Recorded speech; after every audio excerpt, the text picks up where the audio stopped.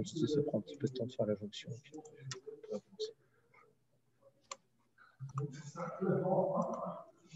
Je suis délégué régional, en fait, sur la voie. Oh non, mais il n'y a pas de souci.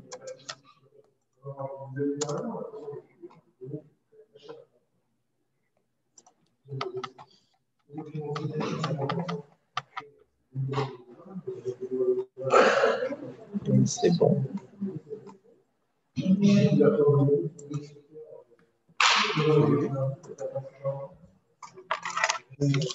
Et voilà, c'est bon. Je vous donne le go. Vous pouvez y aller. À tout à l'heure, Yann. Merci.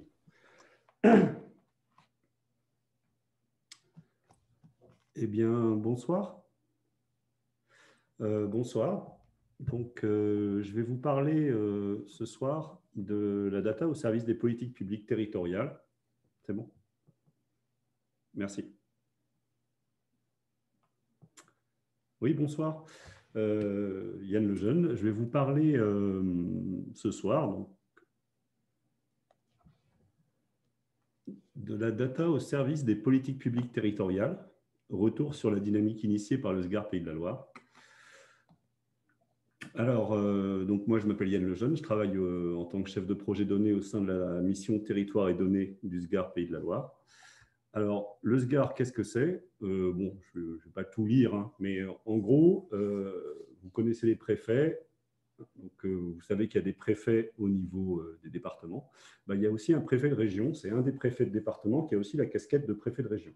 Et donc, son travail, c'est de coordonner l'action des services publics de l'État à l'échelle d'une région. Donc, ça inclut les préfectures, aussi les directions, beaucoup de choses. Alors, le SGAR, il inclut deux pôles principaux, enfin deux pôles en fait. Un pôle politique publique qui regroupe donc des chargés de mission, etc., et qui essaie de coordonner, d'avoir une vision générale et globale donc de pilotage sur les politiques publiques à l'échelle de la région. Et un pôle modernisation, donc qui est axé sur justement un sujet qui va nous intéresser autour de la data, mais pas seulement, c'est autour de tout ce qui est développement des pratiques numériques au sein de l'administration de l'État. Alors, au sein de ce SGAR, il y a une mission qui a été créée, donc au sein du pôle politique publique, mais en lien étroit avec celui de la modernisation. Ça a été créé récemment, hein, donc été 2019, en sachant que, bon, ben voilà, vous savez, c'est une année un peu spéciale, donc on va dire que c'est assez jeune comme mission. Et parmi les missions de cette mission TED, il y avait initié une dynamique autour de la donnée publique à l'échelle de l'action territoriale de l'État. Alors, ça a été fait à coût constant, donc on a assez peu de moyens. Hein. Il y a des moyens qui ont été redéployés pour gagner en efficience. On est relais régional de l'Agence nationale de la cohésion des territoires, ANCT, donc qui est également récente, puisqu'elle date de janvier dernier. Et donc, parmi ces objectifs principaux, mais pas, enfin, voilà, parmi beaucoup de choses, hein, on fait plein de choses, mais il y a l'organisation et la valorisation des données. C'est ce que je vais vous présenter aujourd'hui. Alors, tout cela se fait en lien avec un laboratoire qui a été créé au sein du SGAR et qui a deux objectifs. Eh bien, c'est essayer d'améliorer l'organisation de l'État et également développer des nouvelles solutions numériques pour rendre l'action de l'État plus efficace. Et notamment, parmi ces sujets-là, il y a l'accessibilité des données. Alors, la stratégie autour des données publiques, elle est relativement modeste, mais c'est quand même du travail. Hein. La priorité qu'on s'est donnée, c'est déjà avoir des données claires sur les financements de l'État en région. Des choses, on pense qu'elles existent déjà, mais en fait, les choses ne sont pas si claires. Donc, on travaille beaucoup là-dessus. On a eu un objectif central qui était l'analyse et l'amélioration des services publics. C'est pour ça qu'on fait partie du pôle politique publique. Notre but, c'est d'analyser et d'améliorer les services publics, pas seulement les financements. On a essayé aussi de commencer à définir ce qu'on pourrait appeler des données souveraines, c'est-à-dire des données qui permettent à l'État d'exercer son administration du territoire à l'échelon régional, avec deux types de données particulières. La cartographie des services publics, c'est-à-dire savoir où sont les services publics, quand est-ce qu'ils sont ouverts, de quelle heure à quelle heure, etc. Quel service exactement est disponible. Également, ça inclut la cartographie qui, là, n'est pas géographique, mais de tous les services publics qui maintenant commencent à être dématérialisés. Et donc également, avoir des données très fiables et utilisables, mobilisables en data visualisation et ce qu'on veut, sur les financements de l'État vers les territoires. Le but également, c'est d'aider les services à apprivoiser leurs données. Il faut bien voir que, on va dire, par rapport aux collectivités, vous avez peut-être vu la présentation de Nantes juste avant. Moi aussi, je suis à Nantes, mais côté État. Côté État, on va dire qu'il y a un petit retard au niveau culture donnée. Et donc, il y a un gros travail à faire auprès des services, des agents, des cadres pour voilà, aider les services à apprivoiser leurs données, déjà à connaître à peu près ce qu'ils ont et ce que ça raconte. Et avoir donc ces bases-là permet d'ouvrir la porte, alors on commence à le faire, hein, à une analyse fine de l'impact des politiques publiques. Parce qu'in fine, dépenser de l'argent, ce n'est pas suffisant. Savoir à quoi ça a servi et quel impact ça a eu, c'est quand même le but du jeu. Donc, on commence à travailler là-dessus. Voilà, je vous ai donné là, en gros, le cadre général de cette stratégie. Alors, on mène aussi des études avec des partenaires. Là, je vous présente très vite une étude INSEE donc, qui a été faite autour d'un programme national donc, qui s'appelle France Service, qui vise à ouvrir des lieux où les gens peuvent accéder à des paniers de services publics. Donc, il y en a 856 ouvertes en France en octobre 2020. Et donc, le but pour nous, là, enfin, le but pour nous et le but pour l'INSEE, donc avec qui on a travaillé, c'était de localiser, bien sûr, ces services. Donc là, c'est en lien direct avec notre désir de cartographier les services publics et de valoriser ces données-là pour voir voilà, quel a été l'impact de l'implantation de ces maisons France Service sur le territoire qui nous concerne, qui est donc les Pays de la Loire, 5 départements.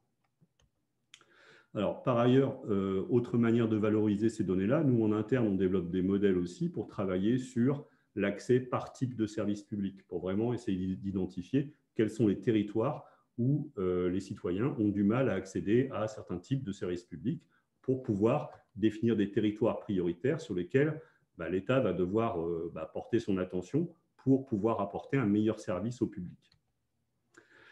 Alors, on a développé aussi un outil de valorisation des données, pour l'instant pour les agents. Alors, c'est un outil qui s'appelle SMART, c'est un système mutualisé d'appui à la relation territoriale. Donc, c'est un outil qui sert à stocker des données qui servent aux agents afin d'aider à la décision et aussi à avoir, on va dire, un data repository solide et concret pour ce qui est des financements et des démarches de l'État vers les territoires. Alors, le but premier, c'était déjà de répondre à une question qui paraît simple, mais c'était de savoir, voilà, questionner une commune, n'importe laquelle, et savoir, bon là, pendant les 5 dernières années, combien de subventions cette commune a reçues, pour quel type de projet, etc. Ça a été développé au sein donc, du laboratoire d'innovation publique Étaline à partir de 2018, mais là, c'est un outil qui est en production depuis, on va dire, début janvier 2020, donc c'est relativement récent, surtout avec cette année particulière. C'est un projet qui est open source. La version 1 est en cours, en cours d'ouverture. Nous, on s'en sert en production, mais pour l'instant, on n'a pas encore déposé le code et il est en cours de documentation également. Et c'est un projet donc, qui a été sélectionné par ailleurs le mois dernier, donc au mois de novembre, dans le cadre du mois de l'innovation publique par le ministère de l'Intérieur. Donc, on a pu faire un petit peu de communication autour de ce beau projet. Alors, donc, SMART, qu'est-ce que ça permet de faire? Ça donne des vues sous forme de tableaux assez simples que les agents peuvent exporter facilement plutôt que de s'envoyer des tableaux par mail ou de s'appeler par téléphone. Il y a une interface cartographique qui permet d'imprimer des cartes ou de les exporter. Il est également possible d'interroger un territoire, par exemple Nantes Métropole, et d'avoir toutes les données financières ou autres qui sont associées et permettant de savoir où l'argent de l'État est allé, à quoi il a servi, quel type de démarche il y a avec telle commune, est-ce qu'il y a des contrats, etc.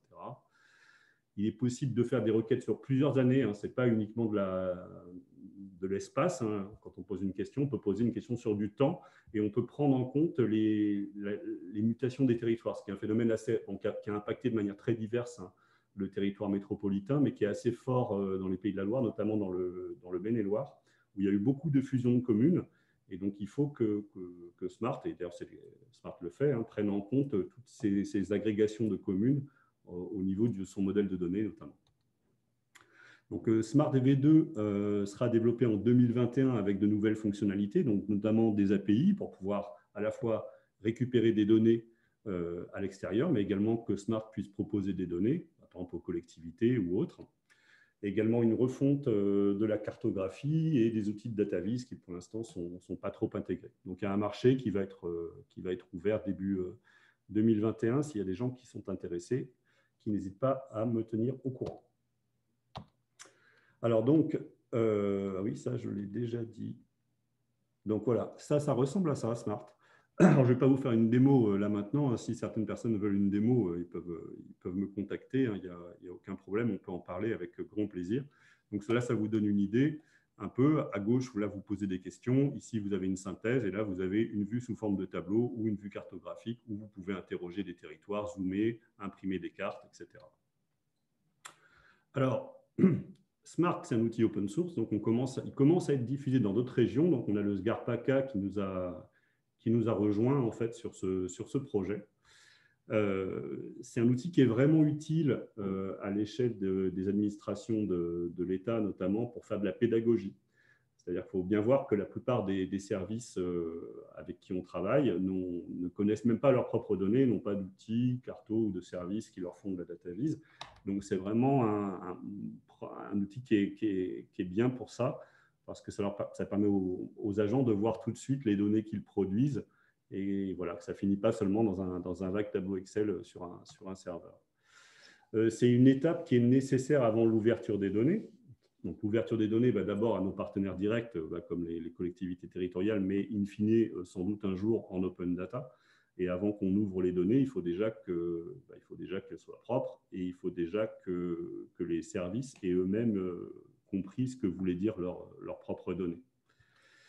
Donc, c'est un outil qui peut avoir des usages ailleurs. Il est open source et nous, on veut vraiment faire la promotion l'année prochaine avec des usages les plus variés possibles pour pouvoir agréger des communautés d'utilisateurs. Donc, notamment, c'est utilisable bien évidemment par les collectivités, mais aussi des associations, des fédérations sportives, ce qu'on veut, des ONG, du moment qu'on a besoin d'avoir la trace de financement, de démarche, de contrat, plus des données contextuelles, la population, ce qu'on veut, comme type de données qui seraient connectables via API ou flux WMS, WFS et autres flux cartographiques. Alors, au bout d'un an de mission territoire et données, on peut faire un petit retour d'expérience là-dessus. On a réussi à identifier assez vite quel type de source de données on pouvait utiliser, une source de données fiable. Alors pour nous, la source de données la plus fiable, c'est une base de données nationale qui s'appelle Chorus, qui sert à stocker les données budgétaires de l'État, les engagements, les paiements, etc. Il a fallu aussi qu'on identifie avec qui on pouvait travailler à l'extérieur. Et donc, on a identifié très, très vite les partenaires évidents, INSEE, IGN, bien sûr, mais également l'ADEME et plein d'autres agences qui existent et avec qui on arrive à avoir des données facilement mobilisables, en tout cas pour nos besoins de suivi des politiques publiques. On travaille et on a travaillé sur la fluidification des flux de données, c'est-à-dire comment faire discuter une direction régionale avec nous, les préfectures, etc. Et ça, c'est un travail qui reste encore bien à améliorer. Et on a essayé de consolider les projets existants, donc Smart, qui est tout jeune, et donc essayer d'en faire vraiment la promotion et d'en faire un outil solide, riche en données propres, et donc qui permet tout de suite du coup de valoriser aussi le sujet donné et de faire rentrer doucement les agents dans un début de culture de la donnée, mais il y a encore énormément de travail à faire. On a fait beaucoup de preuves de concept et on continue à en faire autour de l'usage des données. Alors nous, on a des outils libres classiques, du R, du Panda, du Dash, des outils que les data scientists connaissent par cœur. On a travaillé beaucoup aussi sur l'industrialisation des traitements des données financières de l'État pour que maintenant, à partir de données Chorus, on produise immédiatement de la data vis et donc de la valeur en termes d'aide à la décision, de génération de tableaux de suivi, donc un gain de temps énorme, mais surtout un gain de qualité dans les prises de décision publiques qui suivent. Et on se projette pas mal vers l'avenir avec un gros projet, un macro-projet qui a été retenu dans le cadre du Fonds pour la transformation de l'action publique, FTAP, donc qui s'appelle CAP 2030, où nous, on a plusieurs projets de valorisation des données. Donc, il y a Smart V2, mais il y a aussi la valorisation de la base sur les services publics, puisqu'on espère pouvoir développer même une application mobile qui permettrait aux citoyens de retrouver un service public assez facilement à partir de leur smartphone, par exemple, et autres projets que l'on a également dans le cadre de ce CAP 2030. Donc, c'est assez ambitieux. Évidemment, ça correspond à des besoins locaux, mais qui sont au final assez communs. Mais c'est un bon test à l'échelle d'une région. Donc, exemple de POC, donc voilà, tableau de bord, donc évidemment sur toutes les programmations budgétaires pour suivre des dispositifs. Donc, actuellement, bien sûr, on travaille sur le plan de relance, les soutiens économiques de l'État liés à la crise Covid. Donc, on a mis en place justement une industrialisation qui permet de générer de la data vise automatiquement et d'avoir des données quasiment en temps réel, en fait, à partir du moment où on les reçoit et où elles sont intégrées. On a aussi donc optimisé tout ce qui était raffinage, densification et data vise des données, notamment financières, et aussi mis en place pas mal de modèles, donc modélisation spatiale, donc couverture 4G, projet de téléphonie mobile, où est-ce qu'il faudrait implanter des pylônes pour pouvoir couvrir des territoires qui manquent de couverture Internet mobile, par exemple. On a travaillé un peu sur la pauvreté également. Aussi cartographier toutes les démarches entre l'État et les territoires. Ça, c'est encore en cours, mais ça progresse pas mal pour voir quels sont les territoires où voilà, il faudrait que l'État aille peut-être mettre un peu plus son nez, en tout cas pour proposer des choses aux collectivités. Donc voilà, c'est assez large. Là, je ne vais pas vous montrer tout ce qu'on a fait. De manière plus générale, en termes de retour d'expérience, on peut voir pas mal de choses au niveau des données des administrations déconcentrées. Alors déjà, c'est que voilà, nous, on travaille à l'échelle d'une région. Ici, on est au ministère de l'Intérieur, mais on fait de la coordination de l'action publique à l'échelle de tous les ministères. Et on a vraiment besoin d'une politique de la donnée au niveau de l'État. Et justement, on attend beaucoup de la mission de la politique des données publiques qui est en cours. M. Botorel vous a présenté une vue en fait, des premiers résultats dans cette même salle ce matin.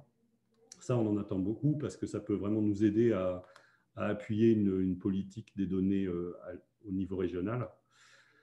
Bon, sur la base de cette politique, il y a toute une gouvernance des données à élaborer entre les préfectures, entre les ministères, également, et ça c'est vraiment très important, entre l'État et les collectivités territoriales pour pouvoir échanger avec le maximum de fluidité nos données, puisqu'on fait un peu le même travail, des gestions différentes.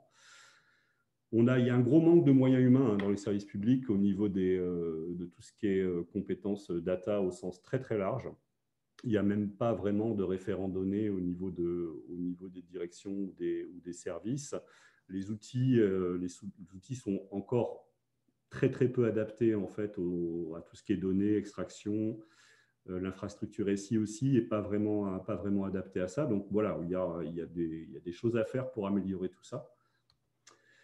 Et aussi, bon, ça c'est un grand classique, mais toutes les demandes de données qu'on peut faire, étant donné qu'il n'y a pas de ressources, c'est pris comme une demande de reporting contraignante, sans gain. Donc c'est pour ça que des outils comme Spark, pour nous, c'est très très utile pour montrer que voilà, c'est utile d'avoir des données propres. Donc si vous nous donnez vos données, et voilà, vous aurez un gain concret sur le suivi de vos propres activités. Autre constat qu'on peut faire aussi, c'est que la locomotive open data, j'appelle ça comme ça, mais c'est le fait que quand on se dit, voilà, il y a de l'open data, donc du coup, ça va forcer les services à avoir des données propres. Pour l'instant, c'est encore assez peu actif du côté de l'État, notamment la loi pour une république numérique, qui est très importante, celle d'octobre 2016, loi Le Maire, pour l'instant, elle a encore peu de portée au niveau de l'État. Il faut espérer que ça vienne, en sachant que justement, nous, on essaie d'anticiper un petit peu ça et de travailler sur la pédagogie à mener avec les services pour que quand il y aura vraiment une ouverture des données, qu'ils ne découvrent pas leurs données en open data, mais qu'ils en aient déjà connaissance un peu avant. Alors, une conclusion rapide. Donc, nous, le but, c'est de promouvoir et d'aider la mise en place d'un écosystème numérique, évidemment, pour l'administration déconcentrée. Donc, c'est en gros l'État dans les départements et dans les régions. Pas seulement ici, puisqu'on essaye de diffuser nos solutions dans d'autres régions. Alors, évidemment, on cherche des solutions locales pour des besoins nationaux, mais il faut bien voir que l'État n'est pas organisé automatiquement de la même manière partout. On peut même dire que parfois, même d'un département à un autre, même si on va gérer les mêmes sujets, la manière de le faire, les process en place ne sont pas automatiquement homogènes. Et donc, chercher des solutions locales proches des utilisateurs, ça a vraiment du sens. Et c'est ce qu'on, voilà, pour l'instant, ça marche. Enfin, on y travaille en tout cas. Et la data, donc, c'est vraiment un outil très, très important qui permet aussi de casser un petit peu les silos entre les ministères. C'est un outil fondamental et bien évidemment d'aide à la décision, de transparence et d'analyse des politiques publiques. Je ne vais pas parler encore de pilotage par la data pour ce qui est des politiques publiques, mais c'est quelque chose vers où on tend malgré tout. Il y a encore un grand chemin à parcourir, il y a des moyens assez modestes, mais on arrive quand même à avancer. Et après un peu plus d'un an d'existence de ce sujet, donc de la mission TED au SGAR Pays de la Loire, on arrive quand même à avoir des résultats concrets vraiment intéressants. Donc, c'est vraiment utile pour l'ouverture future des données. Alors, je parle des données financières, mais il n'y a pas que ça. L'ouverture des données, elle viendra a priori d'abord vers les collectivités et in fine, s'il y a vraiment une grosse politique open data, vers les citoyens. Mais il faudrait déjà qu'on ouvre, que tout soit ouvert avec nos partenaires directs qui sont les collectivités, régions, départements, métropoles, etc. Et donc, on a un projet phare qui va évoluer en 2021.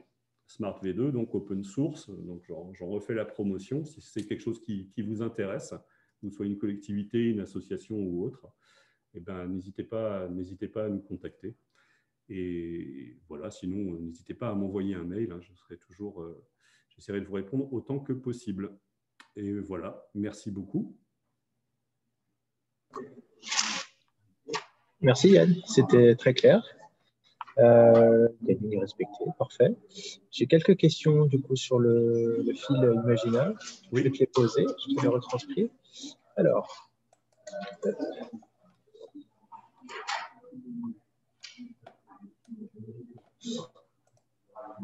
comment sont sélectionnées et traitées les données intégrées?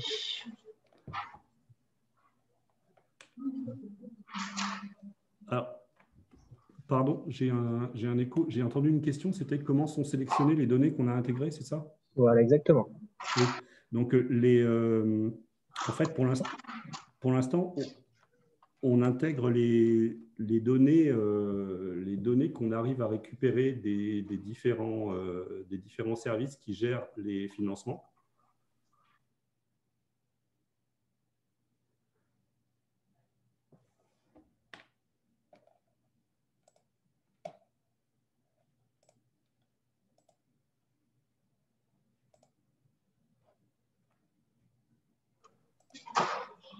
Je ne sais pas si vous m'avez entendu. Oui, très bien. J'ai une autre question. Smart est une infrastructure au niveau national que chacun alimente, utilise, ou chaque région a sa propre instance indépendante? Alors pour l'instant, chaque région a sa propre instance indépendante. Après, le but serait plutôt dans un second temps, notamment avec Smart V2, où là on va travailler sur les API, de pouvoir brancher, faire de la plomberie un peu en termes de données, et de pouvoir éventuellement permettre de regrouper ça à une autre échelle. Mais il faut voir que ça fait quand même beaucoup de données. Et quand on fait des requêtes sur ce type d'outils, avec, voilà, je veux toutes les données, tout type de financement sur 5-6 ans, il vaut mieux avoir des données à l'échelle d'une région qu'au niveau national pour l'instant. Donc, on va dire qu'il y a aussi des problèmes de perf de l'outil, en tout cas dans son état actuel. Mais au final, avoir une architecture de données distribuée plutôt qu'avoir une base de données centrale où tout le monde se connecte. C'est plutôt la stratégie qu'on a adoptée pour l'instant. Très bien, j'ai encore une autre question. Comment garantir que tous les agents remplissent et mettent à jour les infos sur le long terme? Excellente question. Ça, alors en fait, c'est pour ça que c'est intéressant, en tout cas pour ce qui est des financements. Hein. Après, sur les démarches, c'est-à-dire tous les aspects suivis des contrats, là, on a vraiment un gros sujet justement de qualité de données. Mais pour ce qui est des financements, l'intérêt, c'est on a accès à Chorus et tout engagement de l'État, toute subvention, etc., aura une trace dans Chorus. Et comme maintenant, on arrive, on va dire, à manger du Chorus au petit déjeuner, et ben, du coup, on arrive par ce biais-là à ne pas être vraiment uniquement lié à la qualité des tableaux de suivi qui sont transmis par les agents. C'est-à-dire que même si des agents font des erreurs dans les tableaux de suivi, en fait, on a moyen de vérifier un petit peu la qualité de la donnée et voire même de la corriger. Il faut voir qu'on a quand même, on a même eu des cas où on a pu, en faisant le traitement de données, se rendre compte que quelqu'un avait envoyé des subventions à une commune homonyme, mais dans le Jura et pas dans les Pays de la Loire. Donc, oui, il y a des erreurs, mais il y a aussi moyen de... Alors, il y aura toujours peut-être des erreurs, mais on a quand même moyen de contraindre et de limiter, on va dire, un peu la casse, notamment par le biais de cette base de données Chorus, donc où il y a toutes les finances de l'État. Parfait, merci. Encore une question. L'outil est-il visible sur Internet ou uniquement en interne? Alors, pour l'instant, l'outil, il est sur Internet, mais il n'est pas accessible comme ça.